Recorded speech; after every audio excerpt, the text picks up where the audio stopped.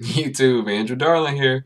I'm going to do a quick review of the Breet 10,000 milliamp hour extended charger.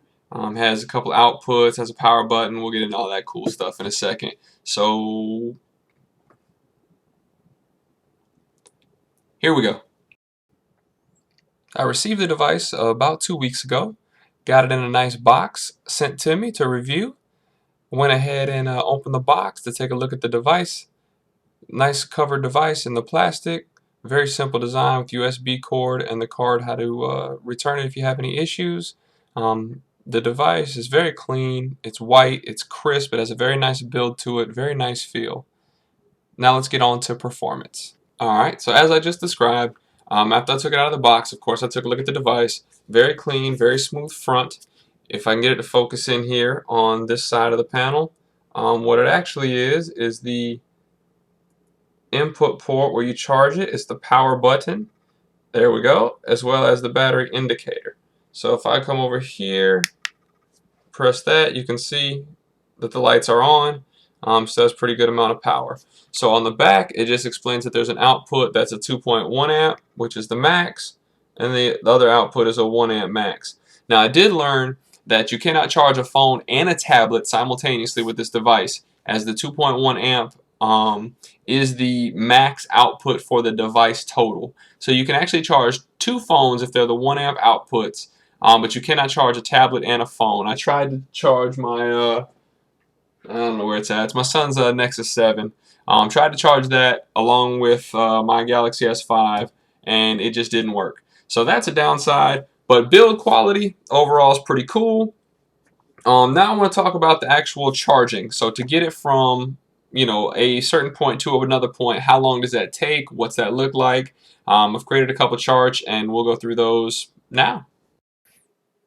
Alright, so just to explain these charts real quick, I took a bunch of screenshots while I was charging the device throughout the time frame just to make sure I had an accurate representation of how fast it was charging. So what I did, don't mind my Instagram notifications, I just cropped up the top notification bar. As you can see, I started with the 1 volt or 1 amp port. It was at 12% at 1:30.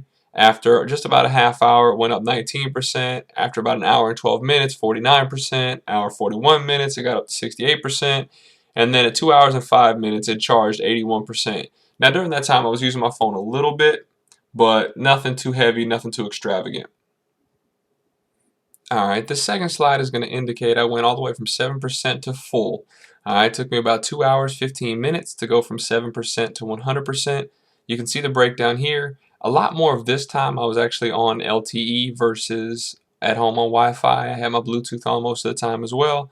You can also see that the times are in the evening time from about 6:40 to about 8:55. During that time, like I said, you can see the 15 minutes brought it up about 12%. After an hour and 6 minutes, it brought it up 51%. And then finally, at that 2 hours, 15-minute mark, it went from 7% to 100%. The final test I did with it, I used the 2.1 port exclusively. What I did is I charged it from 12%, and it started at about 9:16 at night or 21:16. After 14 minutes, it charged 11%. At 59 minutes, it went all the way up to 47%. After an hour and 23, it was at 64. Hour 37, it was at 74. 2 hours and 6 minutes, it charged up to 86%. Now, during this time, you can see I have a couple notifications going off. But the charging is pretty consistent. You see there are times where Wi-Fi as well as mobile data are on, so that could have contributed to the not complete charge as in the second one.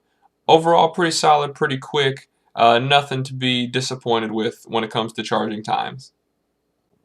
Well, there you have it. You got a chance to see kind of the recording times. You also got a chance to take a look at the device and the hardware itself. I guess I don't know if I showed the cable that comes with it. Very simple USB cable, nothing out of the ordinary, remarkably impressive. Standard USB cable. So you're gonna ask me where you can get it. I'm gonna put the link to the Amazon store below, the Amazon store, to Amazon.com below, and it's normally $49.99. I'm actually looking at the screen right now. It is $16.99 today. I believe it's normally $19.99 is what the kind of regular price is. The original price is $49.99. How does it stack up? For a 10,000 milliamp charger, for that price, to have two outputs, I think it's a good buy. Now, this was sent to me to review. I think it's a good buy. If I was looking for one, especially now that I've used it, I would definitely go ahead and fork the money over and get it. I do have another 10,000 milliamp hour case in-house that I am currently working on right now.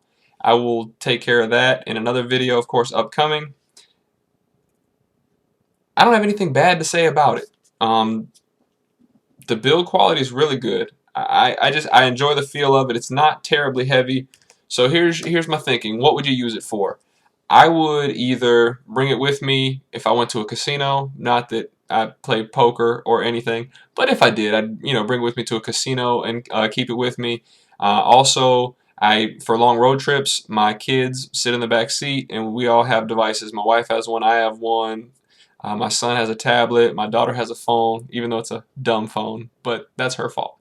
Whole another idea here is leave it in your car, take it into work with you, and bring it back to your car every day. Put it on your charger. On your commute time back and forth, you should pretty much recharge the battery. It didn't take too long. It only took a couple hours to recharge using a standard micro USB charger, and then I even charged it through one of the USB ports on my computer, and it didn't seem to take very long.